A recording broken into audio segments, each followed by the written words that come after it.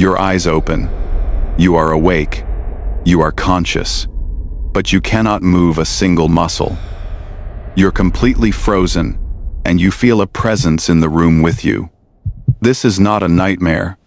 It's a waking one.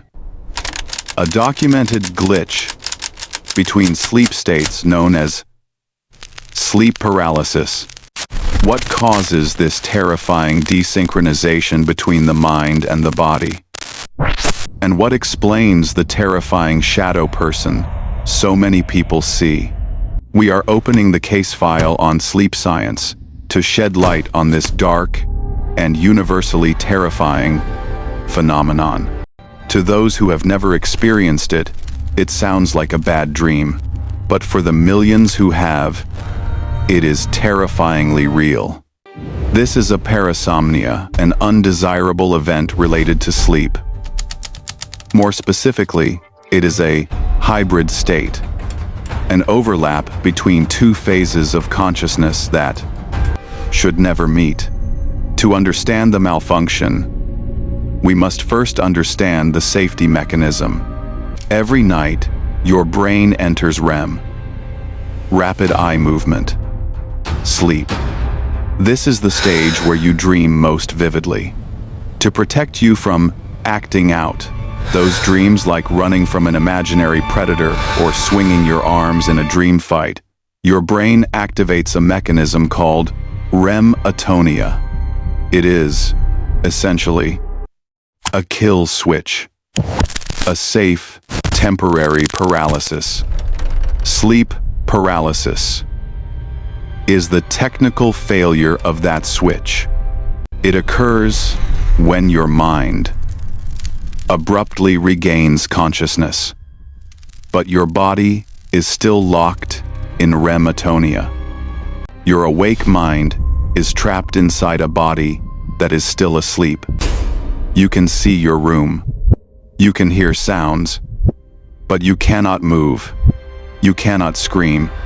The paralysis is frightening enough, but it doesn't explain the most terrifying part, the sense of an intruder. Why, in this state of helplessness, does our brain decide to invent a monster to stare at us from the corner of the room?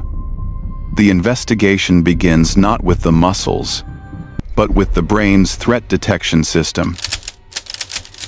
The paralyzed brain immediately recognizes a critical problem.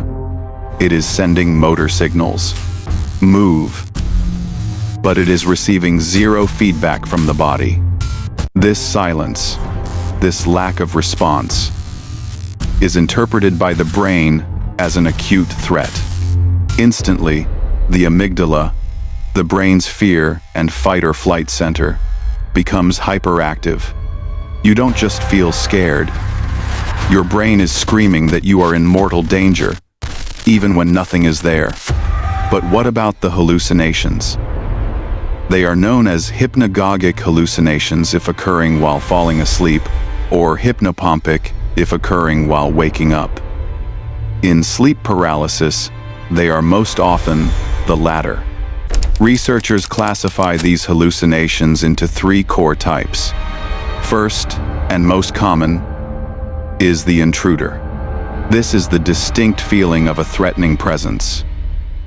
According to a 2017 study, published in the journal Medical Hypotheses, researchers propose a fascinating model for this ghost. They argue it stems from a confusion at the brain's temporal parietal junction, or TPJ. The TPJ is responsible for spatial awareness and our body image, our sense of where I am in the room. During sleep paralysis, a disruption at the TPJ causes the brain to project its own body image into the external space. It creates a phantom copy, a humanoid figure.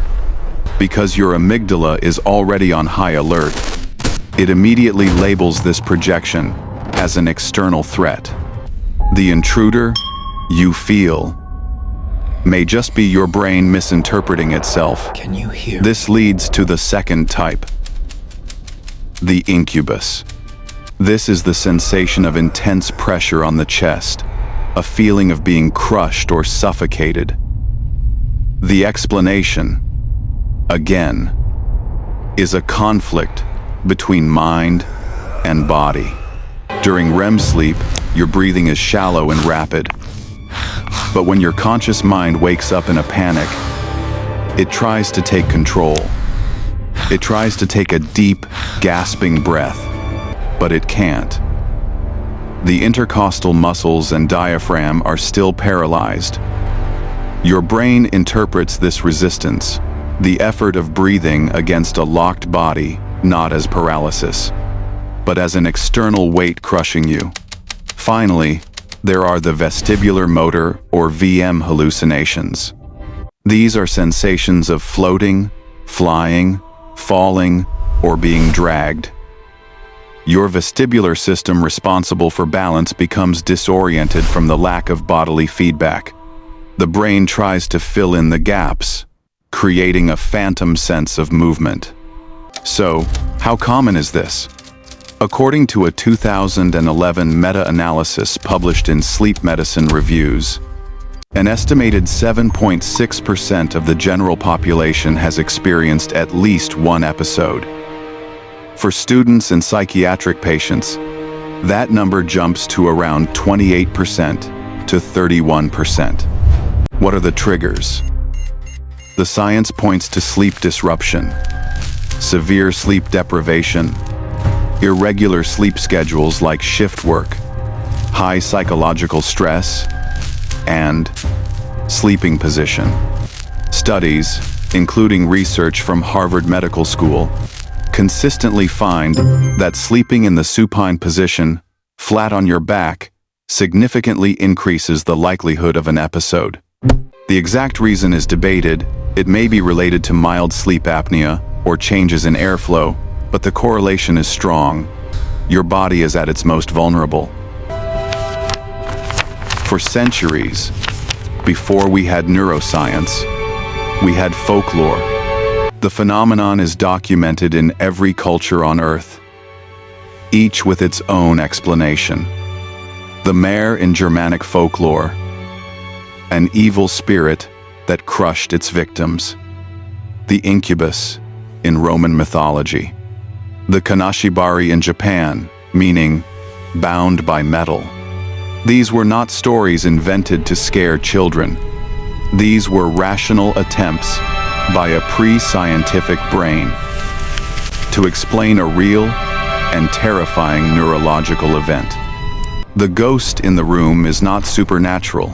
It is a neural echo, a perceptual confusion at the temporal parietal junction.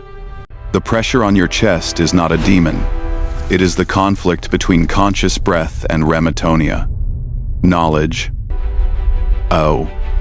is protection. Researchers, like Dr. Balan Jalal from Cambridge University, emphasize that simply knowing what sleep paralysis is can drastically reduce the level of panic.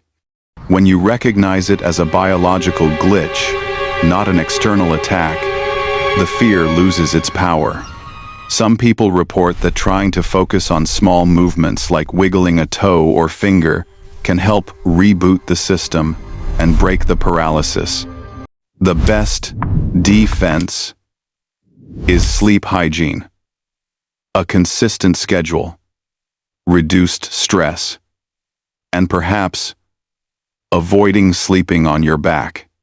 The brain is not a perfect machine, but it is a rational one. We have closed the file on sleep paralysis, but the archive is still open. There are countless mind glitches left to decode.